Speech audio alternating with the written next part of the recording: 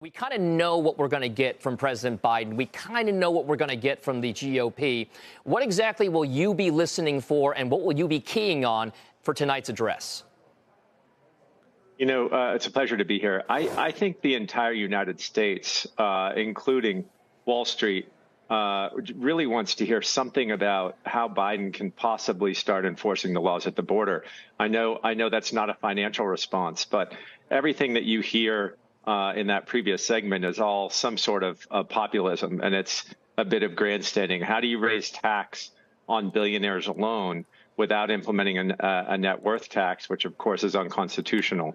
You got to remember last year alone, the federal government had $4.4 trillion of tax receipts, and we spent $6.1 trillion. We spent 40% more than we brought in tax revenue last year, and we were at full employment, Dominic.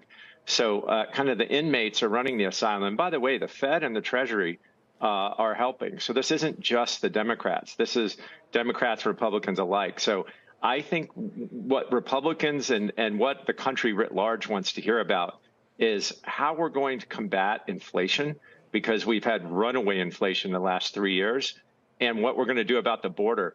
Everything else is just some sort of populist stance that's being taken for a speech. Now, Kyle, the narrative has shifted a little bit more. As you point out, a lot of polling data seems to suggest that Americans are keying a lot more in on things like border security. It used to be the economy front and center, but now they're kind of running 1-2 border and the economy / inflation. Is there anything that you see developing message-wise from both these sides because of the change heading into the election in November? What are these candidates going to say, and are these candidates tackling it the right way? You know, I'll get a little bit more technical here on the financial side. The institutions that are at the top of our country, again, Fed and Treasury on the financial side, have their slush funds. They have the ability to create an economy that feels good, but it's actually not operating properly. And what I mean by that is the overnight reverse repo facility at the Fed. You know, we're still at about $800 billion, and they intend to run it to zero, of course, right into the election. And I say that because we are all wondering why the economy hasn't slowed down.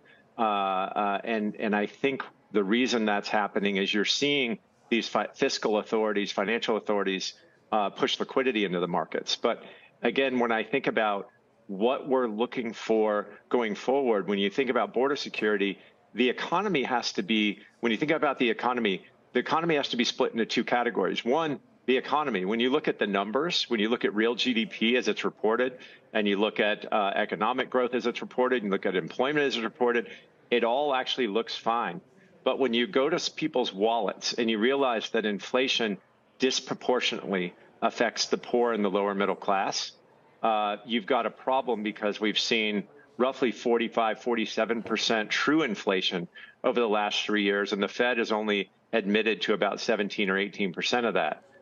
You can't spend a chain-weighted dollar. People spend real dollars, and what you're seeing in the ethnic minorities, and you're seeing it in the lower socioeconomic groups, they're all ranking inflation or the economy as kind of their number one issue, and they're ranking border security as 2.